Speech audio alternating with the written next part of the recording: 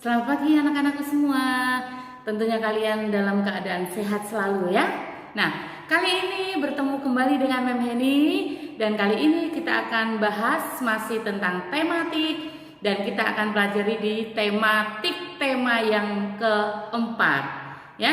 Dimana kali ini kita akan pelajari tema 4, subtema yang pertama dan pembelajaran yang pertama sampai dengan yang ketiga. Di sini kita akan membahas tentang globalisasi, ya. Oke, tetap semangat, tetap mengikuti video pembelajaran kali ini. Oke, mari kita belajar dan jangan lupa berdoa dulu sebelum belajar. Oke. Ya, anak-anakku, sekarang kita akan pelajari lagi tematik kita di tema 4, yaitu tentang globalisasi. Ya, di mana kita akan pelajari yaitu pada subtema yang pertama, pembelajaran yang pertama sampai dengan yang ketiga. Kita akan menyusuri hubungan bilateral antara Indonesia dengan Thailand. Kita akan masuk pelajaran IPS ya. Menurut berbagai literatur, hubungan antara Indonesia dengan Thailand itu sudah dimulai sejak abad ke-8. Terutama saat kejayaan Kerajaan Sriwijaya yang saat itu pusat pemerintahannya berada di Sumatera Selatan. Nah, apa buktinya? Salah satu bukti hubungan tersebut itu adalah ditemukannya candi-candi Buddha Sriwijaya di Chaya, yaitu di Provinsi Surat Thani sebelah selatan Thailand. Ya, yang berikutnya. Kedua negara tersebut yaitu Indonesia dan Thailand itu sudah melakukan hubungan dengan kunjungan Raja Thailand yaitu Chulalongkorn yaitu Rama V ke Indonesia, khususnya ke Pulau Jawa sejak zaman penjajahan Belanda. Nah, di Jawa sang raja berkunjung ke beberapa kota termasuk Batavia. Batavia itu saat ini namanya Jakarta itu ya, dulu namanya Batavia. Nah, selain di Batavia itu juga ke Semarang, ke Bandung, ke Solo, ke Tangerang dan ke Surabaya. Sang raja sendiri mengirimkan patung gajah ke penguasa Batavia pada waktu itu sebagai tanda mata yang terkesan akan keramah tamahan masyarakat di Batavia. Jadi memang Indonesia itu sangat terkenal dengan keramah tamahannya. Nah, patung gajah yang dikirim tersebut hingga kini itu terpasang di halaman depan Museum Nasional, yaitu di Jalan Merdeka Barat nomor 12 Jakarta. Museum tersebut terkenal dengan nama Museum Gajah. Nah, dari tadi kita berbicara tentang hubungan bilateral. Apa sih yang disebut dengan hubungan bilateral? Hubungan bilateral itu adalah hubungan yang melibatkan hanya dua negara. Khususnya suatu hubungan politik, hubungan bidang budaya dan ekonomi di antara dua negara. Sedangkan hubungan multilateral itu adalah hubungan internasional yang menunjukkan kerjasama antara beberapa negara. Ya, dari pelajaran IPS kita beralih ke bahasa Indonesia, di mana lagi-lagi kita akan belajar tentang teks eksplanasi. Ya, pada tema-tema yang lalu kita sudah berbicara juga ya.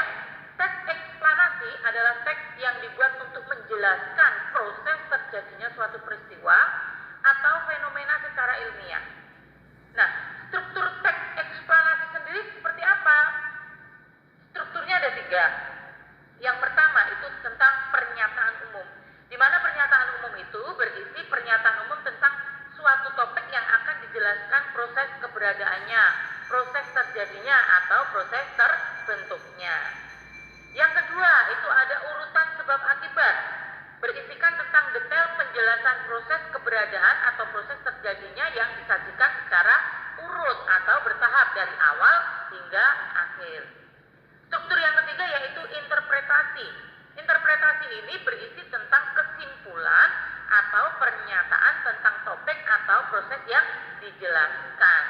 Ya, jangan sampai salah ya tentang struktur teks eksplanasi. Nah, sedangkan ciri-ciri teks eksplanasi sendiri apa? Cirinya juga ada 3. Yang pertama, seperti yang disebutkan tadi, strukturnya itu terdiri dari pernyataan umum, urutan sebab akibat, dan interpretasi. Yang kedua, ciri yang kedua yaitu memuat informasi berdasarkan fakta. Yang ketiga, memuat informasi yang bersifat ilmiah. Nah, itu tadi adalah ciri-ciri teks eksplanasi. Ya, dari bahasa Indonesia kita beralih ke ilmu pengetahuan alam, di mana kita masih berbicara tentang listrik ya. Ya, selain bermanfaat untuk penerangan, listrik juga dapat digunakan untuk kegiatan produksi yang menunjang ekonomi rakyat. Nah, di sini kalian bisa menyebutkan apa saja kegunaan listrik. Ya, betul sekali. Kegunaan listrik antara lain bisa untuk menghidupkan pompa, bisa sebagai pemanas atau pendingin, bisa juga untuk menghidupkan alat penggiling, bisa juga untuk penerangan, dan masih banyak lagi ya. Mem yakin kalian bisa menyebutkannya. Banyak daerah di Indonesia itu yang belum terjangkau oleh jaringan listrik PLN, sehingga sebagai jalan pintas mereka menggunakan yang disebut dengan genset. Penggunaan genset tentu mengeluarkan biaya yang tidak sedikit, yakni untuk pembelian BBM dan perawatan mesin. Jadi pengeluarannya itu lebih besar ya, penggunaan genset itu ya. Penggunaan genset juga tidak ramah lingkungan. Mengapa disebut tidak ramah lingkungan? Karena dapat mencemari lingkungan, menimbulkan kebisingan dan pemanasan di sekelilingnya. Nah, itu tadi tentang genset. Kita itu sebetulnya dapat memanfaatkan sumber daya alam untuk membangkitkan energi listrik. Salah satunya apa? Salah satunya yaitu adalah air yang mengalir. Nah, air yang mengalir dapat dimanfaatkan untuk pembangkit listrik tenaga air atau yang biasa kita singkat dengan PLTA. Pada prinsipnya PLTA itu terdiri atas bagian utama. Ada 3. Yang pertama itu adalah penggerak mula, yang kedua pengubah kecepatan, dan yang ketiga adalah generator. Apa itu penggerak mula? Penggerak mula itu adalah bagian berputar yang langsung berhubungan dengan air. Itu namanya penggerak mula. Nah, penggerak mula sendiri itu ada 2 jenis yang biasa digunakan. Yaitu apa? Ya, betul sekali. Kincir air dan turbin. Ya, kincir air dan turbin. Nah, bagaimana menggunakan kincir air? Bagaimana menggunakan turbin? Perhatikan. Pada daerah air terjun dengan ketinggian rendah atau daerah sungai, itu termasuk parit atau selokan, itu penggerak mula yang cocok digunakan adalah kincir air. Sedangkan di daerah air terjun yang ketinggiannya sedang sampai tinggi, itu yang cocok digunakan adalah turbin air. Apa itu turbin air? Ya, turbin air adalah model yang lebih canggih dan dapat digunakan untuk pembangkit listrik mulai kapasitas kecil sampai kapasitas besar. Apa itu yang disebut pengubah kecepatan? Pengubah kecepatan adalah alat yang berfungsi untuk mengubah. Mengubah di sini maksudnya untuk menaikkan atau menurunkan kecepatan putaran. Ya, itu yang disebut dengan pengubah kecepatan. Kecepatan putaran yang tepat pada sisi generator itu diperlukan sebagai salah satu syarat supaya apa? Supaya listrik yang dihasilkan itu baik. Tapi ingat, jika putaran generatornya itu tidak tepat, misalnya kurang atau lebih dari yang direkomendasikan, itu justru dapat merusak peralatan listrik dan merusak generator itu sendiri. Ya, jadi digunakan dengan tepat sesuai dengan yang sudah direkomendasikan. Nah, oleh karena itu diperlukan perhitungan yang tepat untuk memilih pengubah kecepatan pada pembangkit listrik. Nah, di sini ada gambar alur yang dihasilkan energi listrik melalui PLTA sederhana ya. Di sini ada aliran sungai, ada kincir air, ada generator, sehingga arus air mengenai kincir. Jadi kincirnya harus kena arus air. Kalau tidak kena, dia tidak akan memutar ya. Jadi arus air mengenai kincir kemudian memutarnya. Putaran kincir air memutar dinamo, kalian lihat. Nah, dinamo yang berputar menghasilkan energi listrik, terus disalurkan ke rumah-rumah warga. Ini yang sangat sederhana sekali. Ya, dari IPA kita beralih ke SBDP ya, tentang reklame. Apa toh yang disebut dengan reklame itu? Reklame adalah pemberitahuan kepada umum tentang barang dagangannya dengan kata-kata yang menarik ya. Supaya apa? Supaya laku terjual barang yang didagangkannya. Nah, bagaimana cara membuat reklame? Yang pertama, desainnya itu sederhana. Yang kedua, katanya ringkas dan padat. Yang ketiga, jenis huruf dan teksnya itu besar, jadi biar terlihat ya. Yang keempat, gambar yang besar supaya menarik pembacanya. Dan yang kelima, warnanya kontras, karena bisa menarik semua yang membacanya. Nah, apa peran dan fungsi reklame? Peran dan fungsi reklame itu antara lain. Yang pertama, memberikan informasi kepada khalayak atau konsumen tentang perusahaan, bisa juga tentang produk atau barang maupun jasa. Yang kedua, mempengaruhi atau membujuk khalayak atau konsumen sehingga mereka mau melakukan pembelian. Yang ketiga, menciptakan kesan tertentu tentang jasa atau barang yang direklamekan. Yang keempat, memberikan kepuasan tertentu sesuai dengan keinginan konsumen. Dan yang kelima, merupakan alat komunikasi antara penjual dengan calon pembeli atau konsumen. Nah, itu tadi adalah peran atau fungsi dari reklame. Sekarang, syarat reklame. Syarat yang pertama yaitu mencolok. Supaya apa? Supaya mudah terlihat. Yang kedua, jelas, singkat, dan mudah dimengerti. Jadi kata-katanya itu harus singkat, jelas, dan mudah dimengerti. Yang ketiga, menarik. Supaya apa? Supaya mudah diingat oleh setiap orang yang melihatnya. Yang keempat, jujur. Maksudnya apa? Jadi reklame itu harus mengandung pesan yang benar, tidak menipu. Jadi barang apa yang ditawarkan itu ya benar-benar sesuai dengan yang nantinya akan dikirimkan. Yang kelima, dilakukan berulang-ulang. Jadi kalau menawarkan itu jangan hanya sekali ya, tetapi berulang-ulang supaya lebih banyak orang yang bisa melihatnya. Nah, kita lanjutkan. Masih tentang reklame. Reklame sendiri dikelompokkan menjadi dua, yaitu reklame komersial dan reklame non-komersial. Apa itu reklame komersial? Ya, reklame yang bertujuan untuk mendapatkan keuntungan materi sebanyak-banyaknya dari yang mereka reklamekan. Jadi tujuannya adalah untuk mendapatkan keuntungan materi. Ya, itu adalah reklame komersial. Nah, yang kedua reklame non-komersial. Namanya saja sudah non ya, berarti tidak untuk mendapatkan keuntungan. Nah, biasanya reklame non-komersial itu biasanya berupa ajakan, himbauan, saran, informasi dari pemerintah atau lembaga lain ya, yang akan disampaikan kepada masyarakat. Nah, sekarang masih tentang reklame, kita berbicara tentang jenis-jenis reklame. Nah, jenis-jenis reklame yang biasa kita temui di lingkungan sekitar kita itu yang pertama poster ya. Kalian bisa lihat tuh poster. Apa itu poster?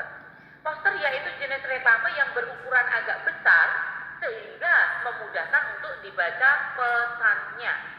Nah, itu salah satu contoh ya, jagalah bumi seperti kita menjaga diri kita sendiri. Itu sebuah poster ya. Yang kedua baliho. Nah, baliho ini kalian bisa melihat di jalan-jalan raya itu ya, sering terpasang besar-besar ya. Baliho yaitu jenis reklame yang berukuran sangat besar dengan tujuan agar lebih menarik perhatian masyarakat. Nah, itu ada gambar baliho contohnya seperti itu. Yang ketiga, spanduk. Ya, kalian tentunya sudah pernah ya memegang, sudah pernah melihat ya spanduk. Spanduk yaitu jenis reklame visual terbuat dari kain yang memanjang dipasang melintang di atas jalan atau di antara dua tiang. Itu spanduk. Yang keempat, embalase, yaitu jenis reklame yang terdapat pada kemasan atau pembungkus hasil produk yang diperdagangkan yang berguna sebagai daya tarik pada konsumen, ya. Kalau kalian beli jajanan juga ada tuh di depannya ya yang sangat menarik kalian. Ih, gambarnya bagus ya. Nah, seperti itu. Itu namanya embalase. Yang kelima yaitu etiket atau label, yaitu jenis reklame visual yang umumnya terbuat dari kertas berukuran kecil dan biasanya ditempelkan pada kemasan produk. Kalian lihat gambarnya itu, kalau mau beli sesuatu kan pasti ada tuh ya tempelannya. Nah, itu disebut label ya, label ya. Yang berikutnya adalah pamflet. Pamflet yaitu jenis reklame yang berbentuk gambar dan tulisan pada lembar kertas berukuran relatif kecil yang disebarkan biasanya melalui pesawat terbang atau juga melalui kendaraan darat dan diberikan kepada setiap orang yang lewat. Ya, biasanya berupa ajakan-ajakan untuk lomba, untuk menghadiri suatu apa, yaitu disebut dengan pamflet.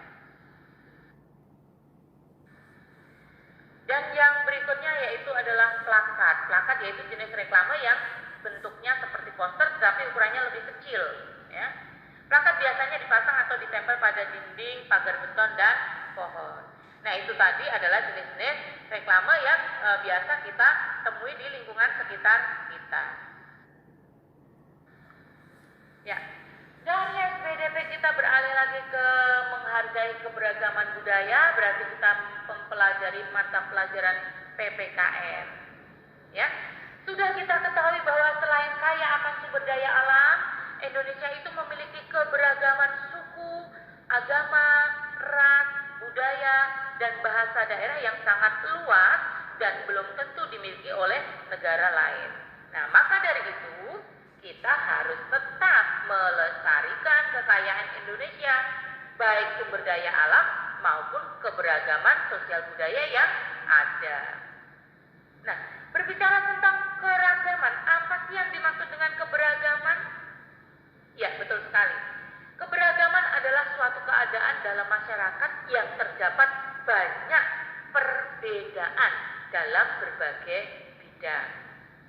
Nah, untuk menghargai keberagaman perlu dikembangkan sikap menghargai terhadap nilai-nilai dan norma sosial yang berbeda-beda dari anggota masyarakat.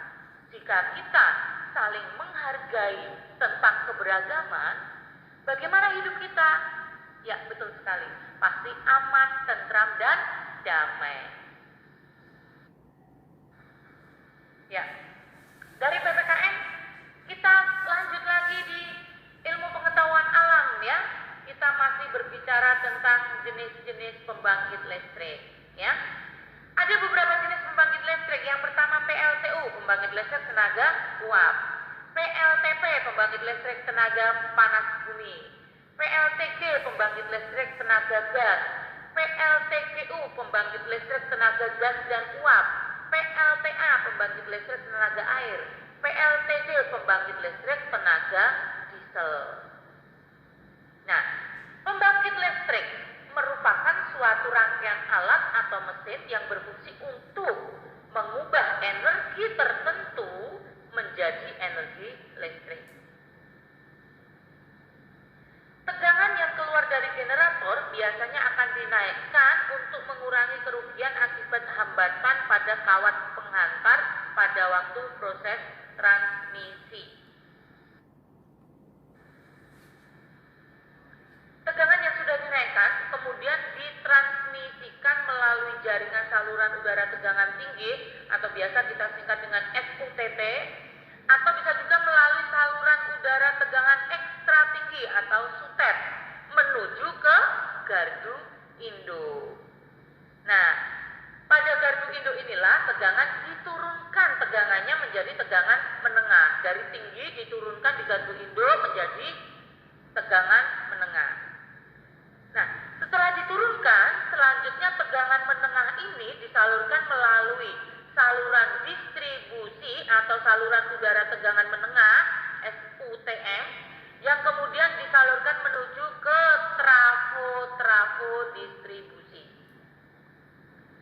Terus setelah sampai di trafo, ya, setelah pada trafo, ya, trafo distribusi itu tegangannya diturunkan lagi.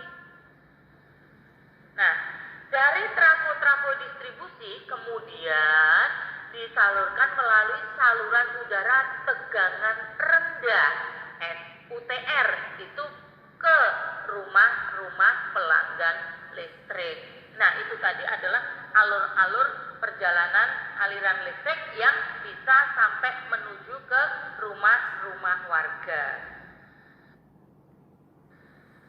Nah, kalian bisa pelajari nih ya, gambarnya ada di sini. Ini tentang proses penyaluran listrik sampai ke pelanggan. Pelanggan itu maksudnya ke rumah-rumah warga ya, dari pembangkit listrik, dari pusat pembangkit listriknya, terus sampai kemana tadi?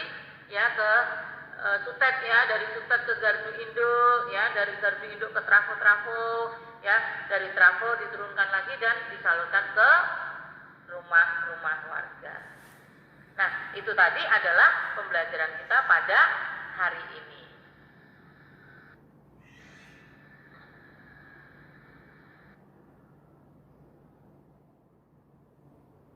Nah, anak-anakku sekalian, bagaimana pembelajaran kita hari ini? Oke. Ya, pembelajaran kita hari ini kita sudahi dulu sampai di sini dan kita lanjutkan lagi di esok hari masih di tema yang keempat, masih di subtema yang pertama. Oke, ingat selalu jaga kesehatan diri kalian, tetap berdoa ya supaya wabah ini segera berlalu dan kita bisa berkumpul kembali di sekolahan. Oke? Sampai ketemu kembali dengan video pembelajaran yang selanjutnya. Bye.